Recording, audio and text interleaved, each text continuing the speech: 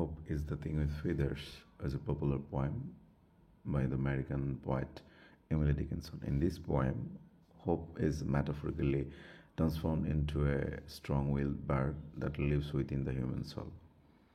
And if we go through the lines of the poem, we find that আমরা যদি এটা বাংলা অর্থটা আমরা ট্রান্সলেট করে বলতেছি অর্থগুলো এরকম দাঁড়াবে যে hope is the thing with feathers.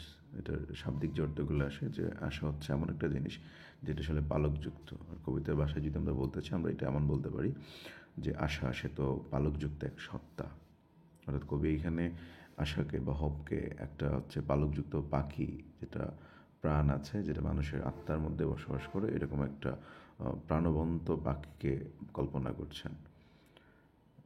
First স্ট্যান্জাতে কবি যেটা বোঝাতে যাচ্ছেন যে hope is the thing with feathers, যে আশা সে তো পালকযুক্ত এক সত্তা, বা আশা নামক যে বস্তুটা রয়েছে এটা আসলে পালকযুক্ত একটা পাখি হিসেবে তিনি কল্পনা করতেছেন। That perches in the soul, এই পারচেস মানে হচ্ছে যে আমরা যেটাকে উচ্চাসন বলি, যে কেউ যখন কোনো জায়গায় অবস্থান করে বসে আসন গড়ে থাকে এটাকে আমরা পারচেস বলি। আর এখানে হচ্ছে that perches in the soul, মানে এই যে আশাযুক্ত যে পাখিটা বা দ্য বার্ড অফ হোপ, আশার যে পাখিটা সেটা বসবাস করে, যার বসত ভিটাটা হলো কোথায়? ইন দ্য সোল, আত্মায়, মানুষের আত্মায় হচ্ছে যেটা বাস করে। অ্যান্ড সিংস, এবং এটা গান গায়, the tune without the words, শব্দহীন সুরে। মানে পাখিটা যে গান গায় এটা শব্দহীন সুরে গান গাইতে থাকে। And never stops at all, এবং এটা আসলে কখনোই থামে না। এই যে তার যে সিঙ্গিং, ওয়ার্ডলেস সিঙ্গিং, শব্দহীন যে গান গাওয়াটা, এটা আসলে সে কখনোই থামায় না। অ্যান্ড সুইটেস্ট, অ্যান্ড এটা হচ্ছে মধুরতম, ইন দ্য গেইল। এখানে গেইল মানে হচ্ছে মূলত স্টর্মি ওয়াইন্ড, বা যেটাকে আমরা জোরো বাতাস বলে থাকি, ইজ হার্ড, যে এটা হচ্ছে যে একটা সার্কামস্টেন্স বোঝাচ্ছে, যে পয়েন্ট বোঝাতে যাচ্ছেন যে পরিস্থিতি যেমনই হোক না কেন সেটা হচ্ছে খুব জোরো বাতাসের মাঝখানেও এই মধুরতম মানে গানটা হচ্ছে শোনা যায়। অ্যান্ড সোর, এখানে সোর কথার অর্থ হচ্ছে ক্ষত বা দুঃখ, যেটা আমরা বলে থাকি। And sore must be the storm, এবং হচ্ছে আমরা বলে থাকি যে ব্যথা পরিণত হয় হচ্ছে জঞ্জায় বা ঝড়ে, বা স্টর্মে পরিণত হয় আমাদের যে কষ্ট বা জঞ্জায়গুলো। দ্যাট কুড অ্যাভাশ, যেটা কী করতে পারে?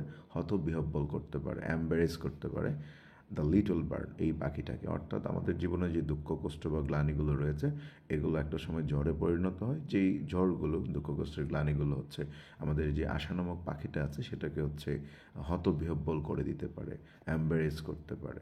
এরকম যে পাখিটা কী করে? That kept so many warm, যেই পাখিটা আসলে অনেক মানুষকে হচ্ছে উষ্ণ রাখে, উদ্দীপ্ত রাখে। So last enjoy Emily Dickinson বলতে যাচ্ছেন, I have heard it in the chillest land. এখানে দুই তিনটা ওয়ার্ড যেটা রয়েছে, যেমন হার্ড, আই হ্যাভ হার্ড, আমি শুনেছি, ইন দ্য চিলেস্ট ল্যান্ড, এই চিল মানে হচ্ছে শীতল বা কোমল এমন বোঝে, আর চিলেস্ট মানে শীতলতম যে ভূমি বা জায়গা, বা শীতলতম, পৃথিবীর সবচেয়ে শীতলতম যে স্থান রয়েছে সেই স্থানে থেকেও আমি এই গানটা শুনতে পাই বা শুনেছি। আই হ্যাভ হার্ড, আমি শুনেছি। And now on the strangest sea, এবং যে এই যে অচেনা যে সমুদ্র, এই মানে ভয়ার্থ বা ওয়ার্ড যে সি, এই সমুদ্রের মাঝখানে থেকে আমরা এটা শুনতে পাই। ইয়েট নেভার ইন এক্সট্রিমিটি, এমনকি খুব বেশি চরম পর্যায়ে পৌঁছালেও it asked a crumb of me, a crumb মানে হচ্ছে পাথরের খুব ছোটো টুকরা, যেটা আসলে খুব আকারে খুব বেশি ছোটো হয়, যে it asked a crumb of me. এখানে কবি বোঝাতে যাচ্ছেন যে যখন পাখিটা গান গাইতে থাকে, এই যে কোনো সিচুয়েশন বা কোনো সার্কামস্টেন্স, এটা আশা বা মানুষকে উদ্দীপ্ত রাখতে বন্ধ হয় না। And but the bird has never asked for anything in return, যে পাখিটা আসলে বিনিময়ে কিছুই চায় না। সো আমরা যদি এই টোটাল কবিতাটা সামারি করতে চাই স্ট্রেঞ্জার ওয়াইজ, ব্যাপারটা এরকম দাঁড়াবে। ফার্স্ট স্ট্রেঞ্জাতে the poet tries to define that hope as a feathered creature, যে তিনি মানে আশাকে একটা পালকযুক্ত মানে পাখির সঙ্গে কল্পনা করেছেন, that duels inside the human spirit, যেটা মানুষের হচ্ছে আত্মার মধ্যে বসবাস করে থাকে। অ্যান্ড দিস ফিদারি থিং, এবং এই যে এই পালকযুক্ত যে পাখিটা যিনি যেটা আশা হিসেবে কল্পনা করছেন, সিংস এ ওয়ার্ডলেস টিউন, তিনি হচ্ছে একটা শব্দহীন গান গায় এই পাখিটা, not stopping under any circumstance, এবং এই গান গাওয়ার যেই অনবরত যে প্রক্রিয়াটা এটা কখনো আসলে থামায় না, কোনো পরিস্থিতিতেই না, নেভার স্টপস অ্যাট অল। আর সেকেন্ড স্ট্যান্ডাতে কবি বলতে যাচ্ছেন যে it tune sounds best when heard in the fierce wind, সহজ কথা হচ্ছে যে আমরা যখন খুব স্টর্মি ওয়াইন্ডের বা জোরো বাতাসের মধ্যে জঞ্জায় পড়ে থাকি, তখন আসলে এই যে sweetest tone of the hope bird, এই আশার পাখিটার যেটা, এটা শোনা যায়।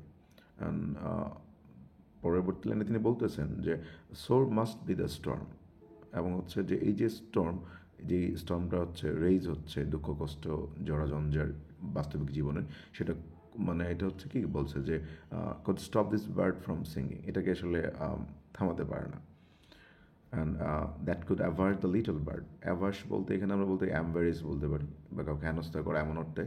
এই যে এই জর্জঞ্জটা, দ্যাট কুড অ্যাভার্স, যেটা হচ্ছে থামিয়ে দিতে পারে, বাধাগ্রস্ত করতে পারে, বা হতবিহব্বল করে দিতে পারে দ্য লিটল বার্ড, এই ছোট্ট পাখিটাকে, যেটাকে আমরা কবি বলতে চাচ্ছেন যে দ্য বার্ড অফ হোপ, আশার যে পাখি সেটা। This bird has made many people feel warm, last মানে যিনি যেটা বলতে চাচ্ছেন যে এই পাখিটা আসলে অনেক মানুষকে হচ্ছে উদ্দীপ্ত রাখতেছে তাদের বাস্তবিক জীবনে। যখন মানুষ হতাশ হয়ে পড়ে, যখন মানুষ হচ্ছে তারা হচ্ছে যে কোনো পরিস্থিতিতে ব্রেকডাউন হয়, তখন তাকে হচ্ছে এই আশা নামক পাখিটা বা পালকযুক্ত যেই ইমাজিনারি ক্রিয়েচারটা রয়েছে, এটা আসলে মানুষকে উদ্দীপ্ত রাখে, জীবিত রাখে, এরকম আর কি ব্যাপারটা। লাস্ট টাইমে তিনি বলতেছেন যে I have heard it in the chillest land and on the strangest sea and yet never in extremity it asked a crumb of me. In this stranger, the poet has heard the birds singing in the coldest places. যে কবি হচ্ছেন সবচেয়ে শীতলতম স্থানে থেকেও এই পাখির গানটা শুনতে পায়, অ্যান্ড অন দ্য ওয়ারেস্ট সিজ, এবং সবচেয়ে অপরিচিত বা হচ্ছে অদ্ভুত বা অচেনা যে সমুদ্র, সেখানে থেকে শুনতে পায়। লাস্ট দুইটা লাইনে তিনি বলতে চাচ্ছেন it never in extremity it asked a crumb of me. কবি বলছেন যে but in the from from her experience even the most extreme ones, সর্বোচ্চ পর্যায়ে বা চূড়ান্ত লেভেলেও the bird has never asked for anything in return. এই আশার পাখিটা যেটা রয়েছে, দ্য বার্ড অফ হোপ, এটা আসলে বিনিময়ে এত কিছু দেওয়ার পরেও, এত উদ্দীপ্ত রাখার পরেও, শব্দহীন গান গাওয়ার পরেও, যে কোনো পরিস্থিতিতে মানে সাপোর্টিভ হওয়ার পরেও, the bird has never asked for anything in return, এটা আসলে বিনিময়ে ওই মানুষের কাছ থেকে কোনো কিছুই চায় না। Thank you.